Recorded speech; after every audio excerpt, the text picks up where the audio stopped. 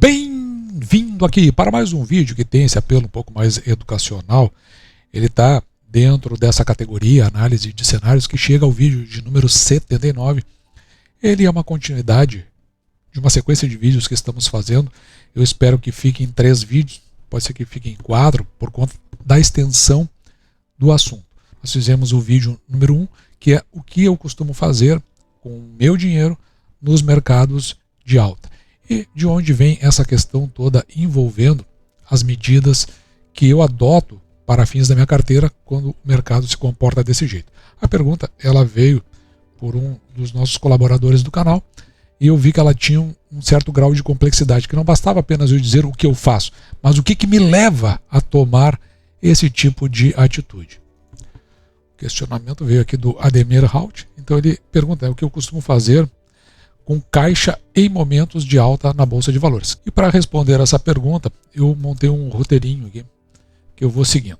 Então a primeira parte está aqui, são as contextualizações do ponto de vista econômico, político, Bolsa de Valores, porque isso me dá um norte de como eu enxergo o mercado como um todo.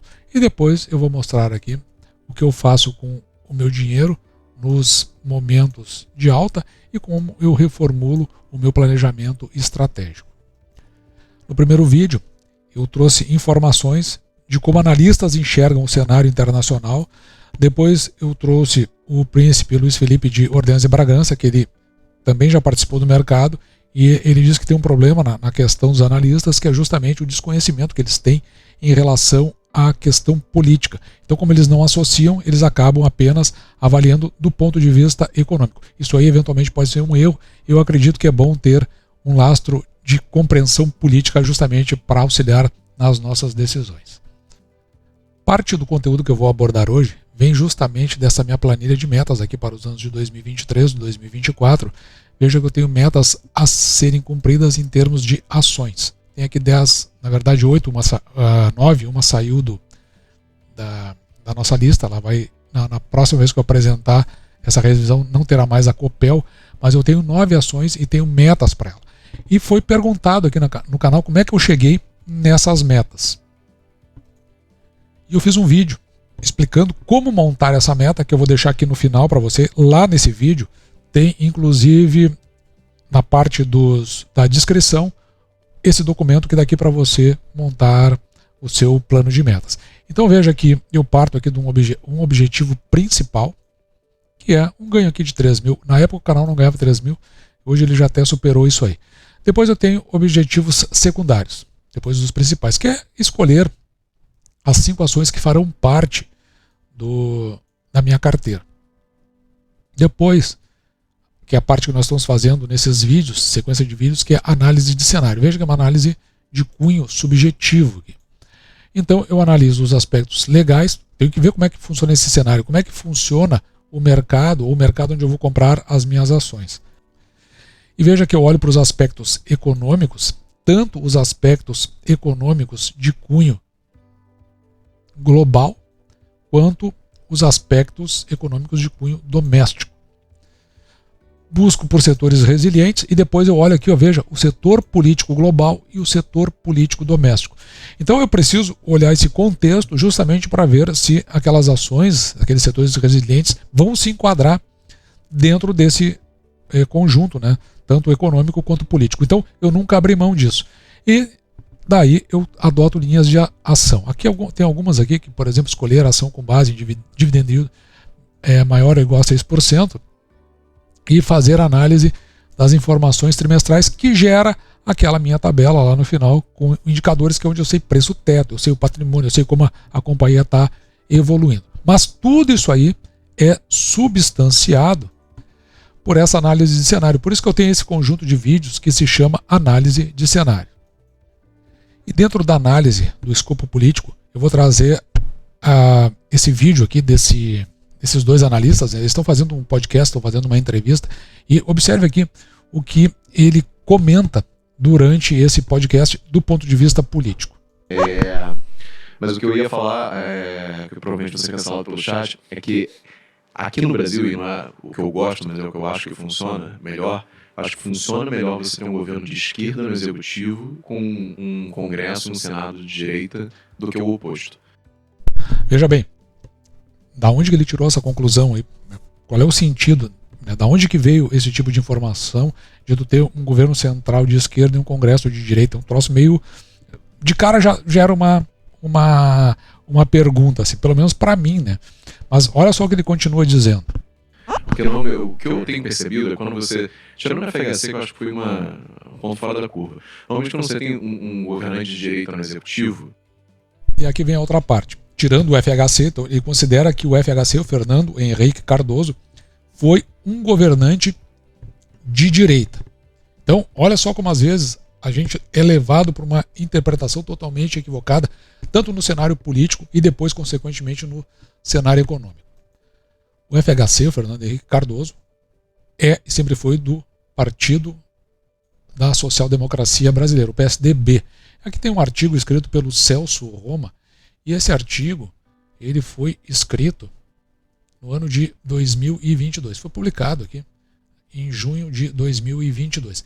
E ele vai contar a história que vai desde a origem, a formação do PSDB. Então veja aqui, ó, que essa criação do PSDB, ela é originária ela tem a gênese aqui dela, né, de alguns parlamentares que acabaram se decidindo do PMDB, porque ele cultivava com a direita, no caso aqui o PFL, né, uma relação justamente em prol do governo que viria na democratização do Tancredo Neves. Vamos dar uma olhada aqui quem era o PFL. Na ditadura militar existiam dois partidos, a Aliança Renovadora Nacional, que era a Arena, e o MDB, Movimento Democrático Brasileiro, que depois virou o Partido do Movimento Democrático Brasileiro, o PMDB. Veja que a Arena, aqui no caso, era um partido predominantemente conservador. Ele vem em decorrência do ato institucional número 2, que justamente fez essa bipartidarização, que nós vimos que durou aí quase 20 anos. No processo de redemocratização, a Arena ela virou Partido Democrático Social, o PDS, depois trocou de nome para Partido da Frente Liberal, aquele PFL que o MDB lá estava se juntando. E hoje ele é conhecido, o PFL, como o União Brasil. E antes de ser União Brasil, ele foi o Democratas. Portanto, o PSDB ele é a ala mais radical do MDB. Ele surge do MDB e ele vem como um partido progressista à esquerda. Então veja que o que foi dito lá no vídeo não tem consonância. Aquelas pessoas estão pensando que nós tínhamos um governo de direita, quando na verdade nós tínhamos um governo de esquerda, com uma linha progressista. E com o Fernando Henrique Cardoso, o qual você pode encontrar aqui nesse jornal Diário da Região, sobre o socialismo fabiano.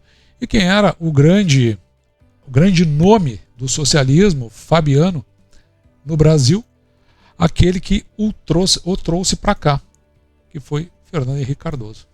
Então, nós estávamos governados não por um governo de direita, mas sim por um governo de esquerda. E até acho que, eu não sei se esse rapaz ele chega a ter 30 anos de idade, porque se ele tiver menos, talvez ele nem tenha vivido o governo do Fernando Henrique Cardoso. E se você revisitar o passado, vai encontrar o Fernando Henrique Cardoso, junto com o presidente atual, em várias oportunidades, inclusive aqui apoiando o Fernando Henrique Cardoso para senador. Isso aqui é lá nos anos 80. Então eles estiveram sempre juntos aí e sempre tiveram a mesma linha. O Fernando Henrique Cardoso, que é um socialista não, mas um sociólogo. E aqui eu trouxe mais um comentário, agora numa visão de fora sobre o Brasil em relação à sua questão política e econômica. Se a gente for pensar, quando começou toda a preocupação com guerra na Ucrânia e depois a materialização disso e tal, o que a gente percebia lá de fora? Olha, o Brasil não cresce, né? Ou a América Latina não cresce, mas está longe do conflito. Né? De repente dá uma olhadinha lá. A gente sabe que, do ponto de vista de alocação, muito leve, né? Nesses países, Brasil, enfim, né, que estavam posições já crowded, né, já muito posicionamento. Então... Veja, o que me chama a atenção aqui? A dificuldade de explicar tanto a situação econômica quanto política do Brasil. É truncado, é sem convicção. Então, se os analistas, e todos os que eu trouxe aqui agora, você pode ver, ou tem um conjunto de desinformação, ou eles têm essa propensão a não falar de uma forma clara, aberta, assim, como se fosse algo realmente significativo, mas sempre com ausência de convicção, tropeçando nas palavras, dá para entender que talvez eles não estejam tão confortáveis assim quanto eles tentam parecer com a situação econômica e política do Brasil. Essa questão assim, olha, está longe do conflito, já estamos muito alocados, escutar isso de investidor, já estamos muito alocados em regiões que são vulneráveis a risco geopolítico, e aí se inclui a própria China.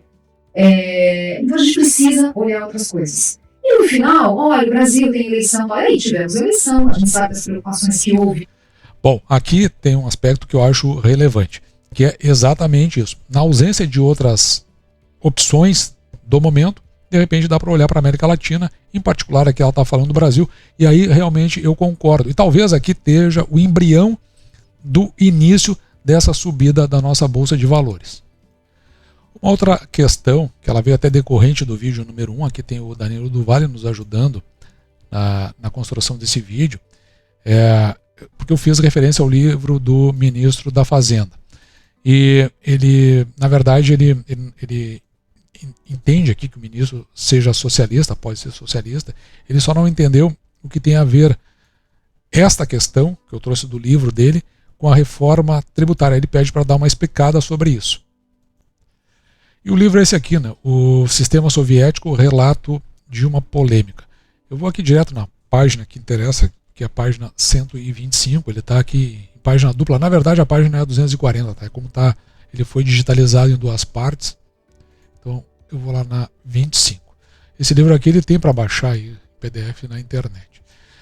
Então, dá uma olhada nisso aqui, o que ele escreveu. Porque ele está, na verdade, escrevendo o sistema soviético como ele era, e ele coloca algumas concordâncias com relação a isso.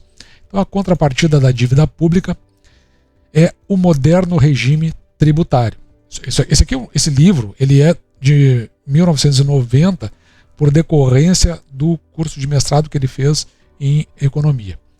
A acumulação das dívidas acaba levando o governo a ter que aumentar impostos. E aqui ele vai discorrer sobre isso, tá? Sobre essa questão. E veja que aqui, ó, nesse site da Agência Brasil, isso aqui é relativo ao mês de maio, o governo já tinha um déficit primário de 45 bilhões. Em maio isso. Com a possibilidade de chegar o seu déficit primário aqui em 2023 a 136 bilhões. O que significa o déficit primário? Que a relação entre o que o governo arrecada e aquilo que ele gasta, ele é negativo. E se você lembrar, no passado foi feita aquela PEC que acabou com o teto de gastos, e só que o Congresso colocou que até o mês de agosto, então hoje é dia 5 de julho de 2023, o governo tem que apresentar uma alternativa. Mas a questão nem é essa que está ali por trás. A questão é que, na alternativa que veio através do arcabouço fiscal, ele exclui a responsabilidade do governo de ser imputado crime de responsabilidade quando ele não cumpre com esses tetos. Isso é o principal. Então ele já está no déficit e vai terminar no déficit. E vai empurrar para o ano seguinte aquilo que lá no governo Dilma, que causou o impeachment, foi chamado de pedalada fiscal. Então, isso gerou, por exemplo, insatisfação dos governadores, né, com a questão da reforma tributária, porque, de certa forma, ela mexe lá no Pacto Federativo, que é a cláusula pétrea da nossa Constituição. Segundo a Associação Brasileira dos Supermercados, isso provoca aumento nos tributos aqui, na ordem aqui de 60%, segundo a associação. Por outro lado, vários entes saíram em resposta a essa condição da Abras, dizendo que a reforma tributária ela vai reduzir o preço da cesta básica aqui, veja, em 1,7. Aí vai depender, você precisa ver a notícia, em quem você vai acreditar na hora dessa composição. O fato é que, com esse déficit, o governo precisa arrecadar. E por que que ele precisa, e por que que ele vai fazer isso aí com grande certeza? Porque eles fazem parte dessa escola de economia, a escola keynesiana, e que é uma teoria econômica. Ela vem no pós-Primeira Guerra, depois daquele período da Grande Depressão, e foi criada aqui por John Maynard Keynes, no livro Teoria Geral do Emprego e do Juro da Moeda, que na verdade consiste em uma organização, e observe que ele coloca aqui, ó, político-econômica, por isso que a gente precisa olhar para a questão política, oposta às concepções liberais, fundamentada na afirmação de que o Estado é agente indispensável do controle da economia e com o objetivo de conduzir o sistema de pleno emprego. Claro, ele fala em emprego, mas na verdade, o que, se você vai ler, ele quer dizer o seguinte: o Estado é o propulsor da economia. Veja que tudo que nós vimos, o Brasil é aquele negócio parado, não vai para lugar nenhum, ele está ali travado. E aí então nós temos, por um lado, esse arcabouço fiscal, a quebra do teto de gasto, a introdução do arcabouço fiscal, que o governo aumenta os seus gastos mesmo se ele não arrecadar conforme. Então, mesmo que ele fique no déficit, ele pode aumentar os seus gastos, aí numa proporção menor, e se ele aumentar seus gastos numa proporção maior, é isso que diz o arcabouço fiscal, e na outra parte ele é deficitário no seu déficit primário, e ele precisa fazer uma composição de arrecadação e ainda excluir o dirigente maior da nação da questão da responsabilidade fiscal. Se isso realmente impactar na vida das pessoas, quem for ali, a expectativa, né, classe média alta, quase chegando à alta, é empurrado para cima e daqui para baixo tudo reduz as classes, justamente porque vai na direção de redução do poder econômico das pessoas. Mesmo que aumente um pouquinho quem é muito pobre no Brasil. E evidentemente, se pagamos mais impostos, é lógico que teremos menos para investir. E se nós teremos, aqueles outros que pagam também terão. Por conseguinte, a tendência do Brasil é justamente continuar naquele seu ciclo de não crescimento. Na verdade, eu falei ciclo, mas eu acho que é melhor dizer aquele seu círculo de não crescimento, né? Ficar sempre rodando no mesmo lugar. Bom, esse vídeo está ficando muito longo, vou ficando por aqui. Ainda vou fazer o terceiro vídeo e explicar o que eu faço nesses momentos com o meu dinheiro. E para que você também possa ter aí alguma inspiração do que você pode fazer com o seu. Deixe o seu comentário, diga o que você achou desse vídeo, o que você achou de toda essa construção que nós estamos fazendo até agora. E também gostaria de saber o que você faria com o seu dinheiro nesses momentos. Dito isso, vou ficando por aqui, me despedindo de você e deixando, como sempre, o meu grande abraço!